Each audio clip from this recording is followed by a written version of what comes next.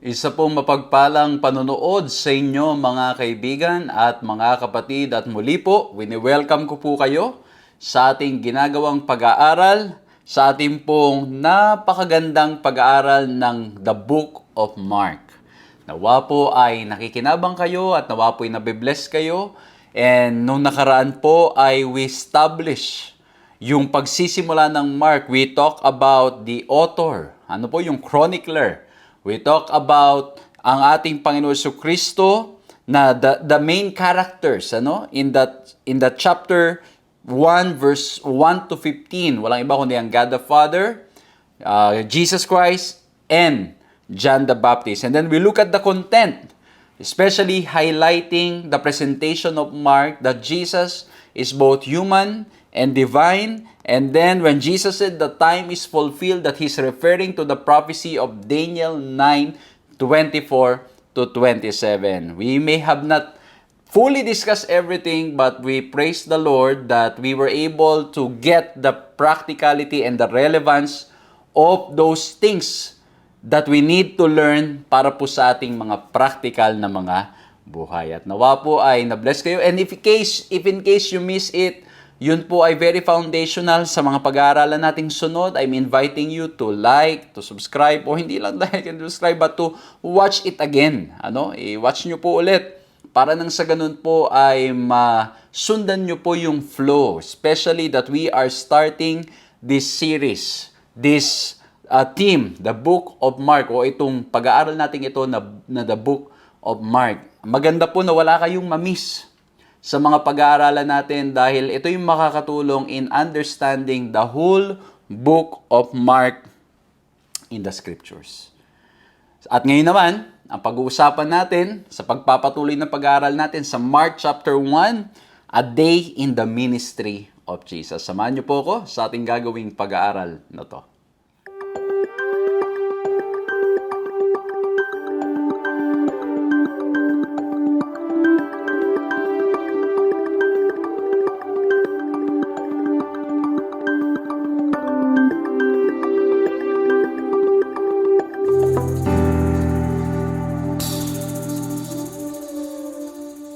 Ako po si Pastor John Alexis Mercado at patuloy po kayong sumusubaybay sa paglilingkod na pinagkakaloob po sa inyo ng 3 Points Ministries na napapanood din naman sa Hope Channel. It's a great joy na patuloy pong makapaglingkod sa inyo mga ginigiliw ng mga kaibigan at mga kapatid. At nawa po ay nakikinabang kayo at nagiging madaling paraan ang pag-aaral na ito para mas lalo pa pong maunawaan at maisabuhay ang lahat ng mga bagay na sinasabi po dito sa ating lesson o sa ating team. Kung ito po unang pagkakataon na nakakasama namin kayo, we are inviting you to like, to subscribe, to hit the notification bell, to follow our page upang sa ganun ay ma-notify po kayo sa mga videos and mga other contents na aming pong ginagawa. As you will notice in our page, makikita nyo po, may iba't iba tayong mga content, may mga graphics tayong binalabas dyan, mga inspirational quotes, meron tayong mga other videos that we are sharing, and I hope and pray that it's a blessing for you, and by God's grace, you can also be a blessing to your friends or to the people around you just by simply sharing it. Okay? So I'm inviting you now to share. Ito pong pinag-aaralan natin ngayon. Pakishare nyo sa mga kaibigan ninyo, sa mga mahal nyo sa buhay, o sa mga taong iniisip nyo po ay makikinabang dito po sa pag-aaralan po natin. And hopefully, by God's grace, maging paraan ito upang lumalim ang kanilang relasyon sa ating Panginoong Diyos. At syempre tayo rin naman, mas lalong lumalim pa ang ating relasyon at ang pag-ibig ng ating Panginoong Diyos ay mas lalo pa po nating madama. Amen? At mga kaibigan kapatid, gusto ko rin pong kunin ang pagkakataon ito to say thank you once again very much for all the prayers and support. By God's grace po, ang inyo pong lingkod, abalang-abala sa ating pong mga online ministries, tuloy-tuloy pa rin tayo. But at the same time, tuloy-tuloy din naman ang ating mga face-to-face ministries. At kasalukuyan ang inyong lingkod rin po is traveling somewhere because of the call of duty, the call from the Lord to go from places to share with them the impact, the power of the Holy Spirit na nag-work especially in the digital world as many people are hearing the message of God for the first time and they are giving their life, surrendering it all to Jesus. And I'm inviting you to please continue to pray for us, pray for the ministry. And once again, thank you po sa lahat ng mga nagpe-pray at nagsosupport para nang sa ganon, ang gawain po natin ay magtuloy-tuloy. We won't be able to do it if not because of the grace of God, and if not because of those people just like you, na willing pong magpagamit at mag-share ng inyong mga pagpapala para sa mga paglilingkod po natin. And by God's grace po, marami pa po kaming mga gustong gawin na mga pangangaral, mga trainings, mga pag-visit. Hindi ako grabe mga kaibigan, mga kapatid. But again, we leave it all to God because if it's His will, He will provide and He will make it happen. So muli po maraming salamat mga kaibigan, mga kapatid. And so as we begin this wonderful study of the book of Mark, I'm inviting you all to bow your heads and let's pray. Ama po naming Diyos, dakil at makapangyarihan sa lahat, maraming salamat po. At muli po narito na naman kami na mag-aaral ng inyong mga salita. Patnubayan niyo po kami. At nawa pong lahat ng mga bagay na aming mga mapapakinggan, mababasa, pag-aaralan ay makatulong upang mas lalo kaming mapalapit sa inyo. Lord, as we look at our Lord and Savior Jesus Christ in the book of Mark, nawa po Panginoon, matulungan po kami na mas lalo pa pong lumalim ang aming relasyon sa inyo. Mas lalo po namin kayong makilala at lalo po naming maisuko ang aming buhay sa inyo. Salamat po mahal na Diyos dahil alam po namin nakasama namin kayo at hindi nyo kami pinapabayaan. Salamat po kayo rin na magbibigay ng lakas para maisabuhay namin ang lahat ng aming mga pinag-aaralan. It's only by your grace. It's only through your grace. Tulungan nyo po kami to trust in you all the time. Be with us now, Lord. In Jesus' name we pray. Amen. Amen.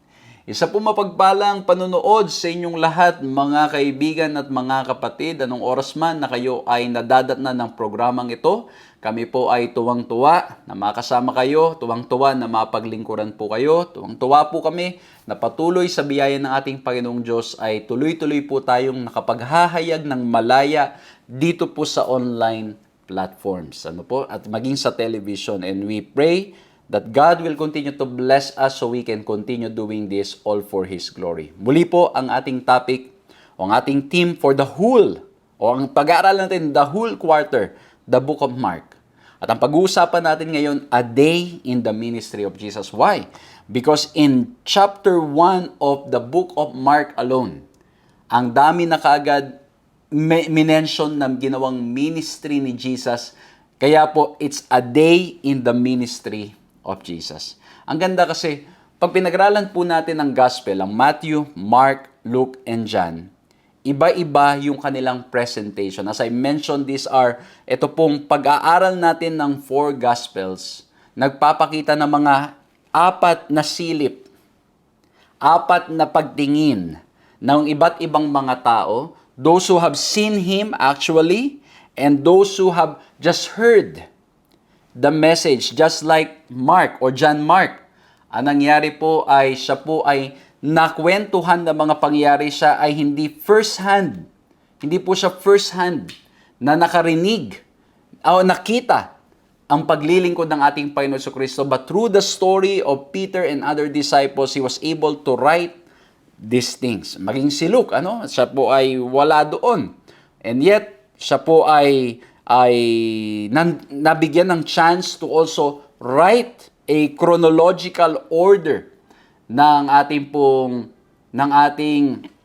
paglilingkod ng ating Panginoong Hesukristo. And so mga kaibigan, mga kapatid, now we will look at the book of Mark, kung paano po niyang sinimulan, kung paano siya ay sinimulan ang mga bagay na nakasulat po dito, at kung paanong ito ay makakatulong din naman sa atin in seeing how great, how loving, how compassionate God is. Ang ating pong key text para sa pag-aaral na ito in Mark 1:17, then Jesus said to them, "Follow me, and I will make you become fishers of men." Okay? Tandaan nyo po, this is the call of Jesus Christ.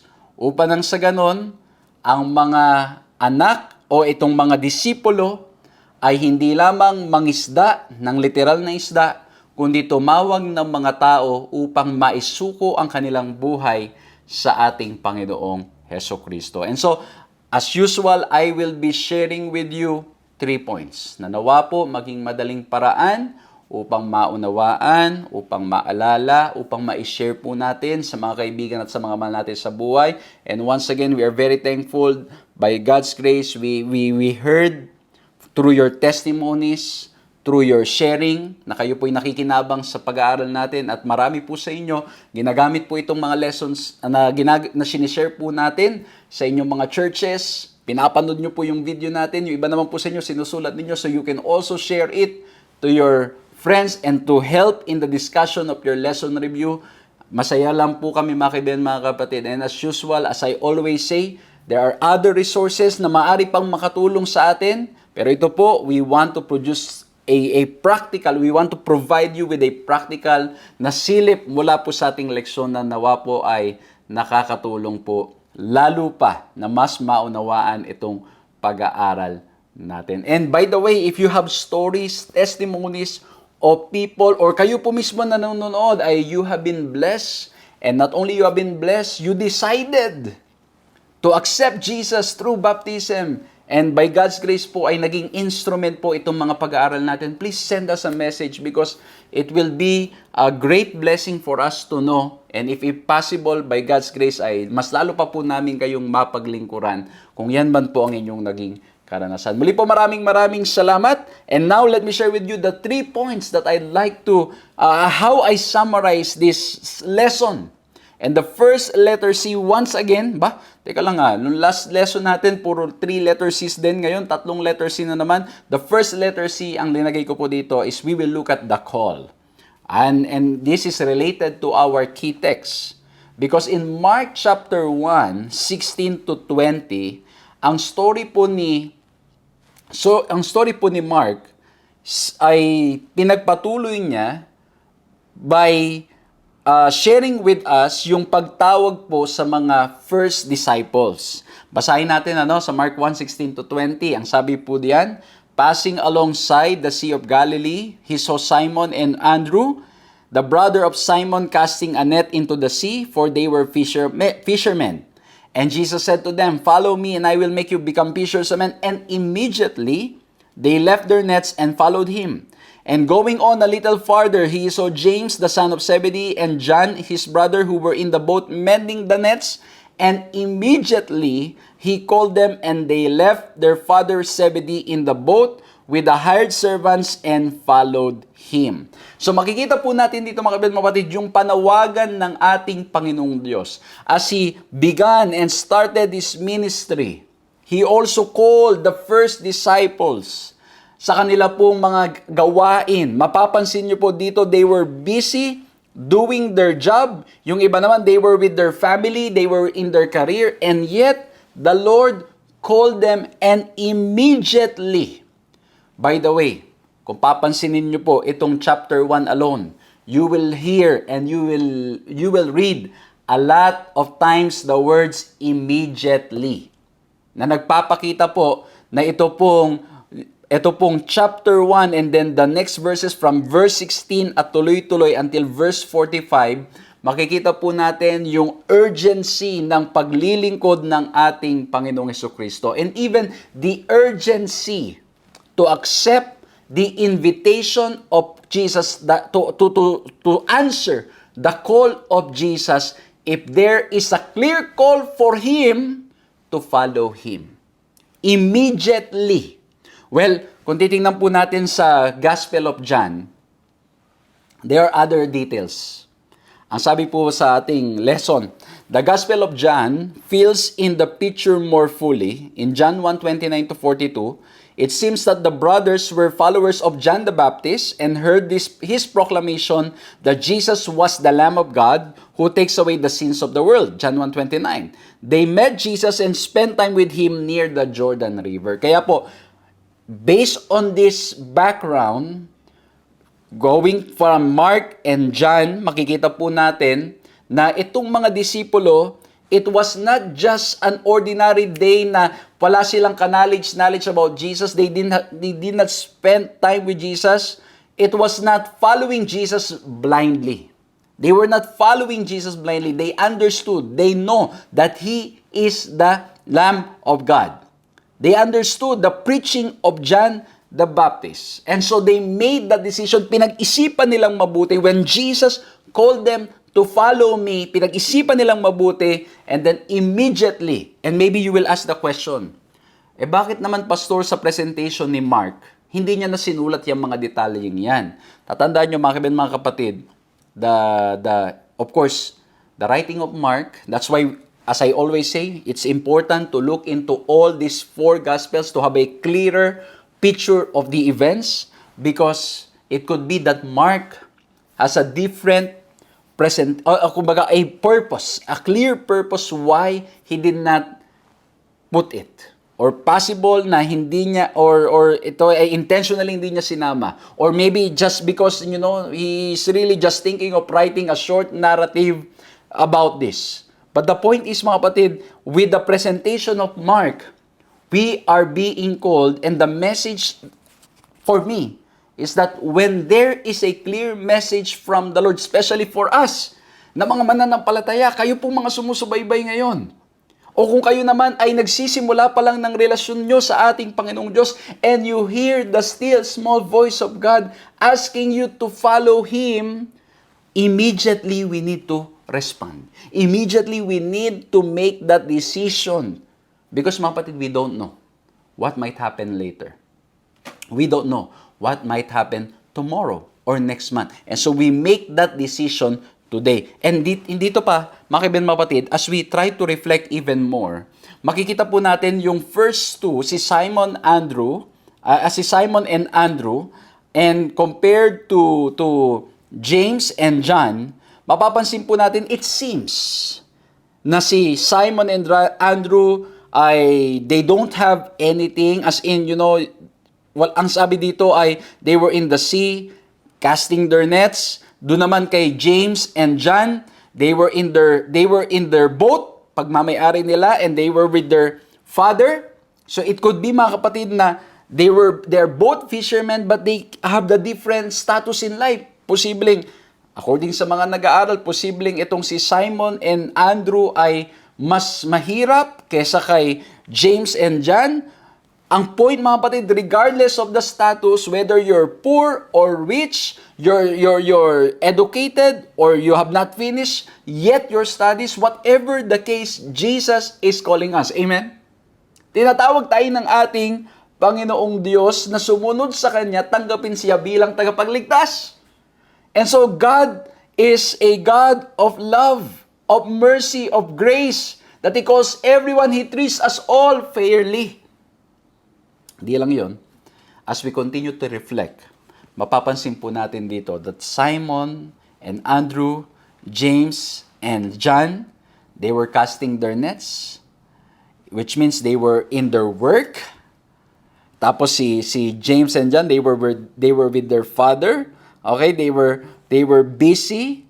Kasama yung kanilang they were busy with their boats, and then they were busy sa kanilang mga trabaho, the same career, and then meron silang boat, yung kanilang pagmamay-ari, and yet they were willing to leave it all for the glory of God. Okay? So, ayan pati yung father, tama nga, even their father, 70 in the boat, and ang nangyari po ay iniwan nilang lahat. And so, anong ibig sabihin nito? The decision to follow Jesus would sometimes, or most of the time, mean that we should be willing to let go of the things that are important to us. Kaya po sa Biblia, malinaw na malinaw, when it comes to family, we are to love our families. But we need to love Jesus more than our families. Malinaw po yan sa banal na kasulatan. Kaya nga sabi natin, Panginoon Jesucristo, he who loves his mother or father more than me is not worthy of me. And so we need to be ready to live it all for the glory of God. As long as it's clear that it's God calling us to do this, we should be willing to live it. And dito po mapapansin ninyo, even careers. I know, mga kapatid, for many of us, we have established ourselves, we've studied elementary, high school, and then college, at pagkatapos nag-masteral, nag-doctorate, we have established ourselves, and yet if God is calling us to give that up, and follow Him and preach the Word of God and do something for Him, we should be ready to prioritize the call of God. Alam nyo, mga kapatid, I have a friend na ganyan po. That he was a well-known person. And yet, when he received the call from the Lord to preach the Word, to accept Jesus, he was ready to give it all up. And now he's preaching the Word of God wherever the Lord calls him to go. And I think we should be the same. And then we can also see here, sina James and sina John, that they were in their boat. We can say that they were in their, alam nyo yun, yung mga things that they have acquired in this world. And if you're a fisherman and you have your own boat, you have your own nets, wow, those are treasures. But you see, we should be willing to let go of those things, all for the glory of God. Amen? Even the things of this world, even yung mga bagay na minamahal natin, niyayakap natin ng todo, kailangan handa po tayong pakawalan. At alam ko po mga kaibigan, mga kapatid, hindi ito madali. Kailangan nating patuloy na isuko ang ating mga sarili sa ating Panginoong Diyos. Kailangan patuloy pong ibigay natin ang ating buhay sa ating Panginoong Diyos. Kaya nga po mga ginigilo ng mga kaibigan at mga kapatid, naalala ko yung experience, when I was still playing basketball.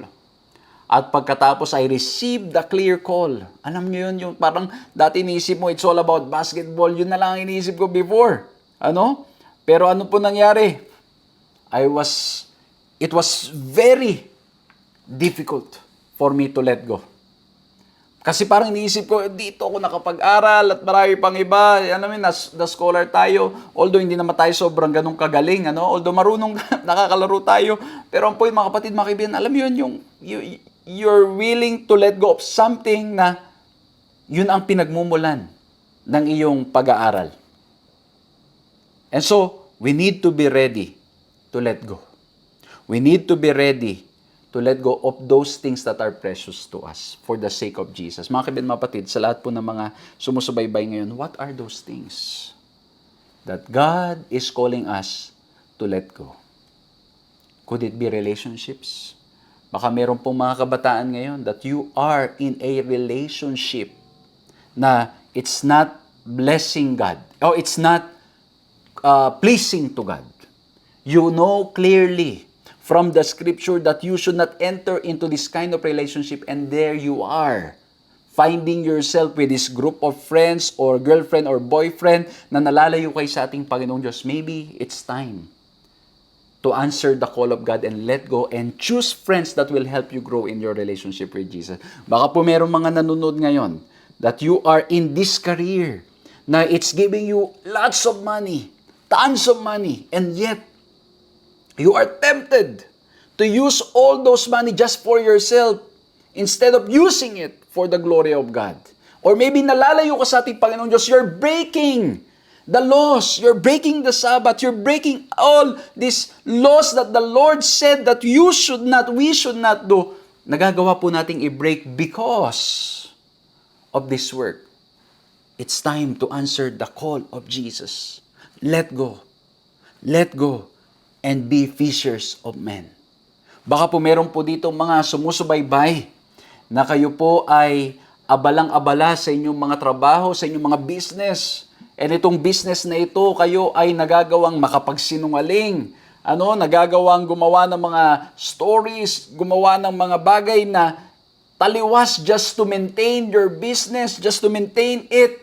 And then you will justify that, the funds are being used for ministry or other things. Mga kaibigan, mga kapatid, maybe, or not maybe, the Lord is calling you now to let go. Be faithful to the one who called you, who blesses you. And He will take care of you. Amen? And so, again, number 1, the call. Tinatawag tayo. And even now, He's calling you, my friend, my brother, my sister. Kayo pong sumusubaybay. O baka meron pong sumusubaybay ngayon for the first time, you're joining us. And God is calling you. to give up something. Now is the time. Now is the time that we give it up. We give it all to Jesus because remember, Jesus gave it all. Jesus died on the cross for both you and me. He's calling us now. Give it all up. Accept Him as your Lord and Savior. When we say Lord and Savior, He's our Savior in a sense that He's the one who can save us, and Lord, He is our Master. And so that's the call. So ang ganda, ang dami nating pwedeng kuning reflections from this text alone. Now, let's go to the second letter C. And when we look at Mark chapter 1, verses 20, patuloy hanggang 45, we can see that the concentration of the presentation of Mark is in the healing ministry of Jesus. And so that's why I put here number 1, the call. Number 2, the cure. What's the cure? And ang ganda nito. Kasi bakit po? It was the Sabbath day, and Jesus was healing sick people. Mark 1, 23-25, the concentration of the healing was on the devil-possessed person. Okay? Ang sabi po dito, and immediately there was in their synagogue a man with an unclean spirit, and he cried out, "What have you to do with us, Jesus of Nazareth? Have you come to destroy us? I know who you are, the Holy One of God." But Jesus rebuked him, saying, "Be silent and come out of him." Ang ganda, no? Yung be silent and come out of him, bas pag-uusapan niya natin dun sa third point po natin. Ano? Hindi ko masyadong i-emphasize yan ngayon, pero ang gusto ko pong bigyan pansin dito, Jesus was curing them from their illnesses, from their sickness, and even from cleansing them from unclean spirits. So God has the power, Jesus has the power over the fallen angels. And so makikita po natin dito na ang ating Panginoong Jesucristo ay nagpagaling ng mga taong merong unclean spirit.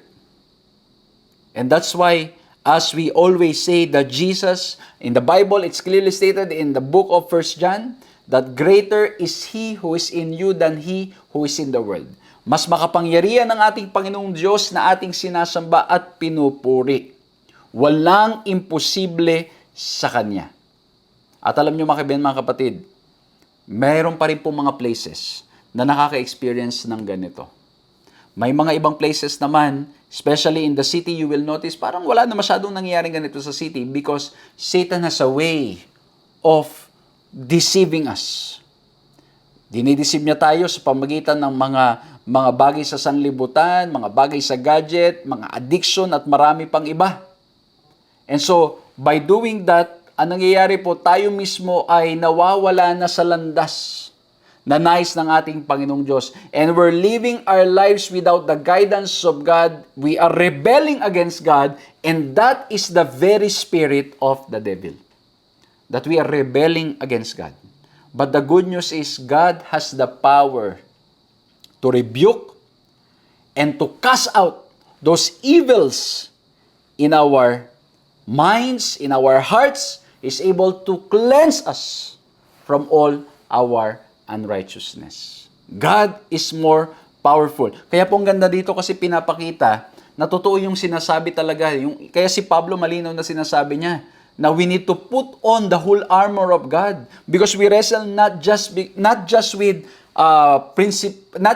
flesh and blood, but with principalities and power. But we should not fear. Because by God's grace, we'll be able to stand firm. We'll be able to stand for Jesus. Why? Because He's powerful. We have nothing to be afraid. Ang ganda.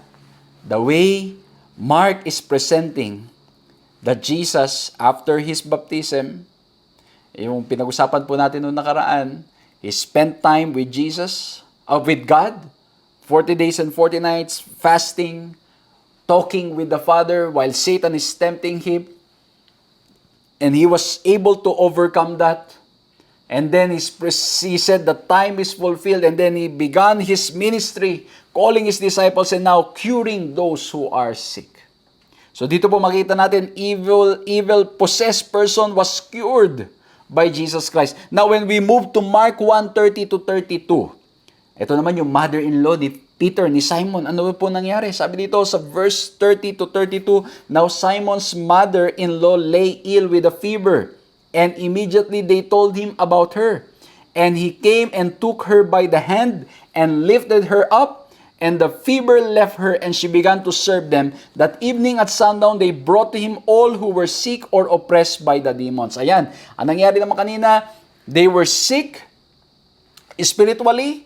Now we can see that Jesus is able to heal even our physical condition just by the touch of the hand of Jesus. And many stories later on in the Bible, we will see that there's not even a touch, just the word from Jesus, and they can be healed. We can be healed. Pero ang gusto ko dito, mga kaibigan, mga kapatid, God is so compassionate that He's willing to alleviate the pain that we are experiencing. Mawala yung pain na nararanasan natin. That's why very clear in the book of John, He said, I have come so that they might have life and they might have it more abundantly. And we can see that in the ministry of Jesus, even just here in the book of Mark, a day in the ministry of Jesus, He spent it worshiping on the Sabbath and at the same time healing all those people who needed healing. At ang nangyari po ay gumaling itong yung mother-in-law ni Peter. At ang nagustuhan ko dito, mga kaibigan, mga kapatid, when the mother-in-law was healed, she started serving. She started serving Jesus and people. And you see, mga kaibigan, mga kapatid, although we can say that this is the normal hospitality of a person na pag may dumalaw sa ating bahay and alam mo yan, tutulungan natin, paglilingkuran natin, or pag tayo ay gumaling, nagamot, di ba, hospitality. But I can also say, in my reflections, that when we are healed, when we are saved, the immediate response should be, we should be willing and ready to serve. If you've experienced healing, you've been saved from darkness to marvelous light, you've been healed of your physical sickness, illnesses, the immediate effect should be, we should be ready to serve the people around us, especially to serve God. Hindi yung tayo gumaling, nakalimot na tayo sa mga pangako natin. Alam nyo, meron ako naalala na Bible student namin when we were in Tarlac. Sabi niya, pinudalaw namin araw-araw, pinagpe-pray, tinutulungan siya kasi na-stroke siya. Tapos sabi niya, pag ako gumaling, pastor, ako ay talagang sasamba na, magsilingkod na lang ako sa Panginoon. Aba, gumaling mga kapatid, mga kaibigan, kakadalaw at kakapray, kakatulong namin sa kanya mag-exercise. Gumaling, nakalakad. Alam nyo, unang punta pa lang mga kapatid, unang araw ng kanyang kagalingan, instead of serving the church, instead of serving people, nandun po sa sugalan. Nandun po sa sugalan. And sasabihin niyo, pastor, no, judgmental naman, baka naman nakita niya, nandun po ako, nakita ko po nagsusugal eh. Ang point mga kaibigan, mga kapatid, we need to give ourselves to Jesus. And when we experience that healing, we should be ready to serve Him fully. Just like nangyari po dito, yung mother-in-law was willing to serve. Pero ang gusto ko sa verse 32, even until sundown, ang nangyari po, ang dami pang dinadala kay Kristo para pagalingin niya. Hindi lang yung may mga sakit physically, even those who are oppressed by the demons. And today, mga kapatid, mga kaibigan, there's forces around us that's tempting us, deceiving us, and nilalayo tayo sa ating Panginoong Diyos. We need Jesus to heal us. We need Jesus to cast out those demons. At ang ganda pag pinagpatuloy natin yung kwento, sa Mark 1:35, makikita po natin ang sikreto ng ating Panginoong Hesukristo sa kanyang paglilingkod. Tingnan natin And rising very early, Mark 1:35, and rising very early in the morning, while it was still dark, He departed and went out to a desolate place, and there He prayed. Okay, makikita po natin that Jesus spent time alone with God praying. He would isolate Himself, and you can see this all throughout the gospel, especially in the book of Mark. He would isolate himself. He will detach himself from the disciples and from the world, go to the mountains, go alone, and pray and talk to the Father. And I think if this is what Jesus did, we also need to spend time. Kaya po yung secret ng gawain, hindi sa dami ng pondo, hindi sa galing na meron tayo, kundi sa ating patuloy na pananalangin at pakikipag-usap sa Diyos. And I think, mga kaibigan, mga kapatid, I have proven this in many years of my ministry. When I said I have proven, ay nakita ko po, I have witnessed it. Because I have seen so many talented and skillful people, and I'm not saying that we don't need them. We need those people, mga kapatid ko. But sometimes there are people who would rely only on their skills and on their talents, and what happens? Wala pong nangyayari. But there are those people who do not know much. They were just willing to be used by the Lord, and they are using whatever they have to preach and to share Jesus, and they are successful. And so mga ginigilo na mga kaibigan, mga kapatid, the secret is to always have that connection with Jesus. And so He's able to do all these ministries. At grabe yung on the go ni Jesus. Grabe, He's always on the move.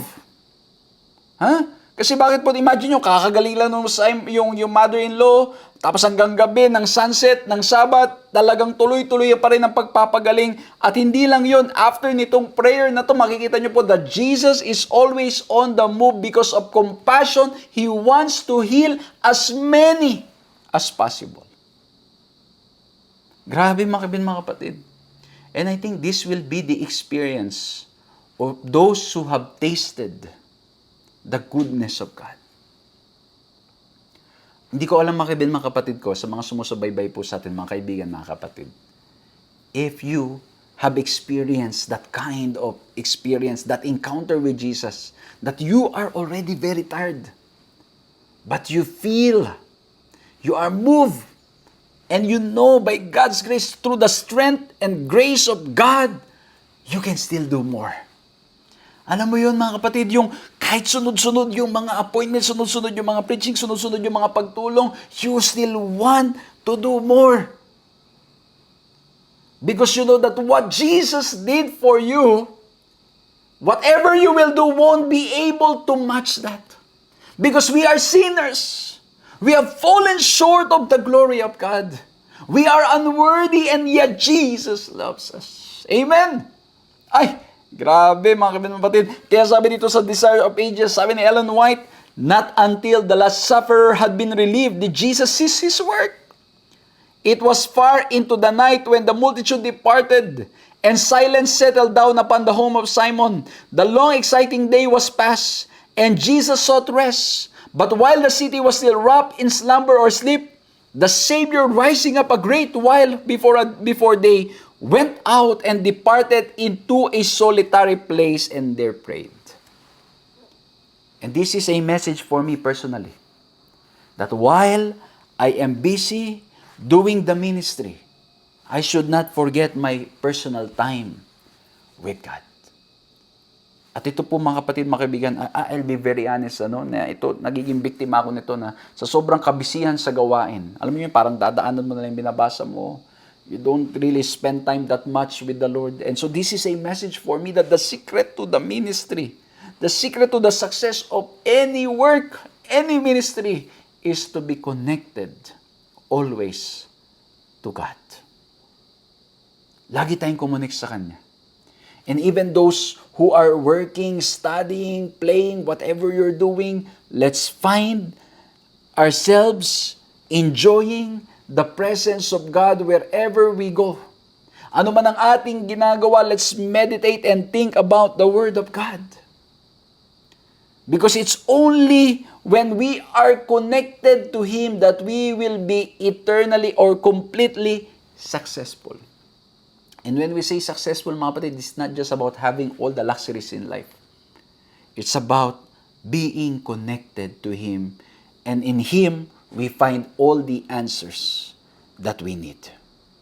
Kaya tingnan nyo sa verse 35 to 38. After mag-pray ni Jesus, sabi sa 36, and Simon And those who were with him searched for him. Hinanap si Jesus. And they found him and said to him, "Everyone is looking for you." And he said to them, "Let us go to the next towns, that I may preach there also, for that is why I came out." Ay, grabe. Imagine niyo, pagod na pagod yesterday. Pagod na pagod yesterday. It was Sabbath day. He preached, he worshiped, he healed the sick, at ang daming naglapitan, nagpagaling hanggang gabi. Tuloy-tuloy siya nagpagaling, naggamot ng mga tao. And then, afterwards, ano po nangyari? He had rest, woke up very early in the morning, talked to God, and then after that, ang sabi niya kagad, "Let us go and serve. I want to preach to other towns as well." Ay, grabe mga kapatid. Jesus is always on the move. Yung kahit puyat na, kahit pagod na, nagtataka bakit kinabukasan, handa ka pa rin gawin. At alam niyo mga kapatid, mga kaibigan, sometimes that's the question also na tinatanong ba ng marami. Bakit patuloy pa rin na ginagawa? Alam mo yun, patuloy nyo pa rin nagagawa itong mga paglilingkod na ito. Alam nyo yun, and sometimes mga kapatid, I also ask myself, saan nanggagaling yung strength? Kasi minsan, pagod na pagod talaga mga kapatid, mga kaibigan, sa dami ng ginagawa, sa dami ng mga meetings, face-to-face, at marami pa sa online. And yet, when it comes to preaching of the Word of God, there is a strength, there's this energy that I cannot explain. It comes from the Lord. That you want to serve more people. You want to help more people. And Jesus as our example, that's what He did. He was already so exhausted yesterday, and yet today, based on our reading, in Mark 1:35 to 38, let's go. Let's serve more people. Mga kapatid, I think this is the strength that comes when we are connected to God. This is the strength that comes na kahit tayo puyat, pagod, we're ready to serve and give our 100% best. Of course, there are many times, and in the book of Mark, makikita rin po natin that Jesus will invite His disciples to rest. But there are moments na tayo'y pagod na, and yet the call of duty continues. It is the strength of the Lord that will sustain us, that will allow us to continue serving Him no matter what. Amen? So, ito po. At ang nangyari naman, tuloy-tuloy pa. Ngayon, He preached in other towns, and then when it comes to verse 40 and 42, now, meron pong leper. At pag may leper, mga kaibigan, mga batid, it is considered unclean. And so you cannot touch, you cannot, mingle with this person based on their traditions, based on their culture, based on their belief. And then in verse 40 to 42, a leper came to Him, imploring Him, and kneeling said to Him, "If you will, you can make me clean." Move with pity. In other translation, move with compassion. He stretched out His hand and touched him and said to him, I will be clean. And immediately, the leprosy left him and he was made clean. Grabe, no? Makapansin po natin dito, the outcast of the society. And that's why, not only that Jesus was healing physically, not only that Jesus was healing spiritually, Jesus was also healing socially. Because remember, yung leper, mga batid, is already an outcast because people do not want to talk to this person because of his situation. And even when he walks around, he needs to shout, "I'm an unclean." And so people will depart or people will move so that they will have no encounter with this person. And yet Jesus was willing to heal him. Not just physically, but also socially. The cure is Jesus. Ang cure ay walang iba kundi ang ating Panginoong Hesukristo. Mga kaibigan, mga kapatid, baka meron po dito na you have been socially isolated because you are something in your body or merong kakaiba, may sakit at ano pa man yan. And yet, Jesus is calling us to come to Him so He can cure us. At ang ganda ng kwentong ito, na mag-move tayo ngayon sa third letter C natin. Yung third letter C natin, the command. In healing the leper, there was a command clearly. There was a charge clearly from the Lord. At ang sabi sa verse 43 to 45, And Jesus sternly charged him and sent him away at once and said to him, pakinggan niyo po, sabi, ang command, ang charge ni Jesus, see that you say nothing to anyone, but go, show yourself to the priest and offer for your cleansing what Moses commanded for a proof to them. But he went out and began to talk freely about it and to spread the news so that Jesus could no longer openly enter a town but was out in desolate places and people were coming to him from every quarter. Anong nangyari mga kapatid? There was a clear charge. There was a clear command. Don't say anything. Pumunta ka lang sa priest so that the priest will give you, will check your skin. Kasi nung time po nila ganun po, i-check po ng priest and then will declare you are clean. Magkakaroon pa nga yan ng mga certificate, patunay na he can now mingle again with people. But instead of just doing that, he went out preaching. And mga kapatid, alam nyo po, pag titignan natin, yun talaga yung nangyayari, di ba? Pag sinabihan na yung wag nating sasabihin ano nangyayari, sinasabi natin. Pag sinabi, lalo na pag na-bless tayo, natuwa tayo, huwag nyo sasabihin kahit kanino, na ako na yung tumulong, ganito, ganyan. Ano mangyayari? Ikikwento pa rin natin. Hindi natin mapigilan out of joy. Pero mga kapatid, this is a point of reflection for us. And kung babalikan natin yung Mark 1:23 to 25, it's the same. Yung demon is saying, Holy One of God. Balikan natin verse 25, but Jesus rebuked him saying, be silent and come out of him. Be silent. Sinasabi natin pa Kristo, and this is a point of reflection. If Jesus said, don't say it, don't say it. Kasi bakit po? Anong naging impact nun? Maganda yung intention ng leper na gumaling. He wants to declare that Jesus who healed him. But sadly, that became the reason for Jesus not to be able to enter other towns. Hindi na siya makapreach. Kasi ang mga tao, nagkakagulo na pumupunta sa kanya para sila'y mapagaling sa kanilang physical sickness. And I think a wonderful reflection here, if God says no, it's no. If God says don't, don't. Regardless of how good our intention is, we need to learn to follow the command of Jesus. We need to learn to follow what Jesus said.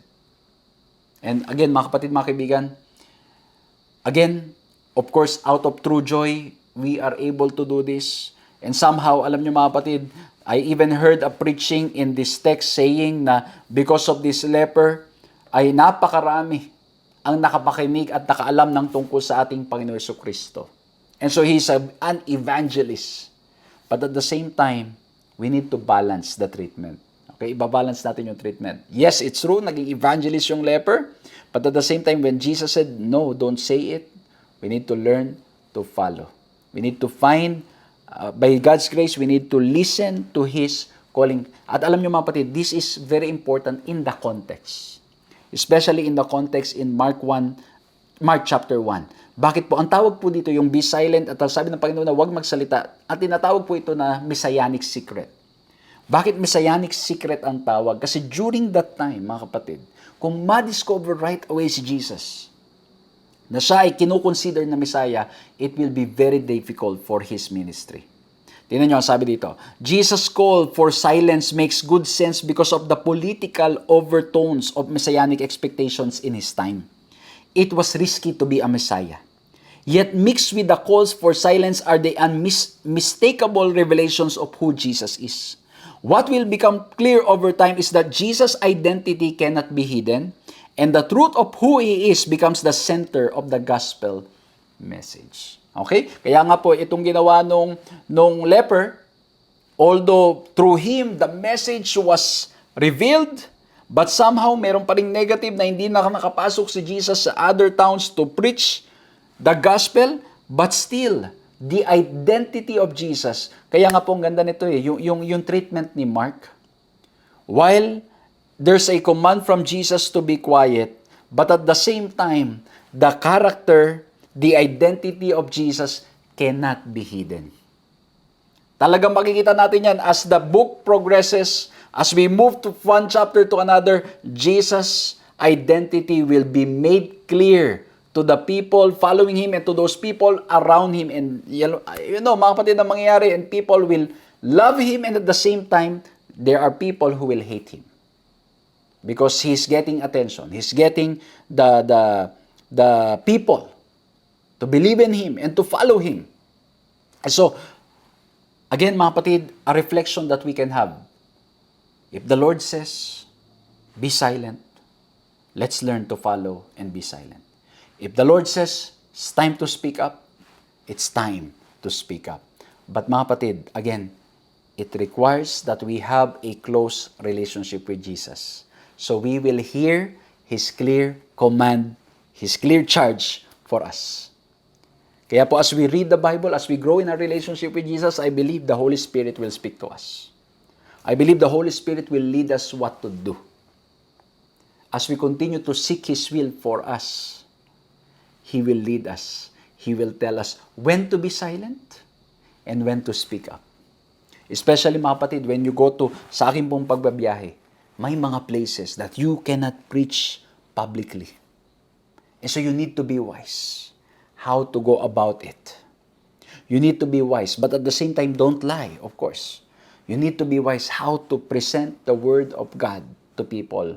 Because mga kapatid, once you start violating that rule na mag-preach ka, it will not only affect you, it will affect the whole church. At maging reason pa yun para mapahamak ang ibang mga kapatid. Ganyan po ang sitwasyon sa ibang mga bansa. We're thankful that for Christian countries, we are able to preach freely, but in some places, in many countries, it's not like that. And so we need to be wise. While we are called to preach the Word of God, if there's this mandate from government and it would mean death and harm, well, of course, mga kapatid, we should be willing to die for the Lord. Diba? We should continue preaching the Word of God. Kahit na may kamatayan, kahit na may order pa na huwag mag-preach. But, mga kapatid, we need to be wise as well para nang sa ganun, mas lalo pa tayong makapenetrate. Mas lalo pa tayong makapag-reach out sa maraming mga tao. Mas marami pa tayong mapaglingkuran. Kasi, alam niyo, kung we do it impulsively, basta na lang tayo pasok at preach, eh wala na mga kapatid. Sa halip na mas marami tayong ma-reach, mabablock tayo kagad. And so we need to be, yung sabi nga po we need to be harmless as a dove and wise as a serpent. And so mga kapatid, I believe in cases like this, the Holy Spirit will talk to us. When to speak up and when to be silent. He will tell us when should we start saying things. I believe that with my whole heart, that God will lead us and guide us as we seek Him more and more. Amen? And so mga kapatid, as we look into the day, a day in the ministry of Jesus, we look at the call, we look at the cure, and we look at the command. At nawa po'y na-bless kayo at nakinabang kayo sa pag-aaral na ito. Let's bow our heads and let's pray. Maraming salamat po, mahal na Diyos, sa aming pinag-aralan naman. Lord, it's very exciting. So many lessons that we can pick up and learn. And I pray, Lord, na nawa po ay na-bless, nawa po ay maisabuhay namin at yung mga reflections namin that we have taken from this text will help us to grow more in our relationship with you. Lord, help us to answer the call. Help us to experience the cure that comes from you. And help us, Lord, to follow your command. Help us, Lord, to hear the still small voice of God talking to us and be ready and willing to obey you. And Lord, kung nahihirapan man po kaming sumunod, tulungan niyo po kami. We cannot do it on our own. Maraming salamat po, mahal na Diyos. Pagpalain niyo po kami at anumang problema at pagsubok na pinagdadaanan naming lahat ng mga kaibigan, mga kapatid, tulungan niyo po kaming magtiwala at manghawak lamang sa inyo. Purihin po ang inyong pangalan. Maraming salamat po, mahal na Diyos. At kami po ay patuloy niyo sinasamahan at ginagabayan. Maraming salamat po sa inyong pagmamahal sa pangalan ng aming Panginoong Hesus. Amen. Maraming salamat po sa inyong ginawang pagsama sa ating programang ito at nawa po'y nakinabang, nawa po'y na-bless kayo at nawa po ay napalapit pa tayo mas lalo sa ating Panginoong Diyos. And again, we invite you to continue to share this program sa mga nanonood po sa social media. Pakishare nyo po sa mas marami pa para mas marami pa pong makinabang. And at the same time, I want to say thank you for your prayers and for your support sa ating pong face-to-face and online ministries. And by God's grace, We will continue to serve you with all of our hearts to the best that we can with the grace and power that comes from Jesus. Muli po, maraming salamat at magkita-kita po tayong muli sa ating mga susunod na pag-aaral.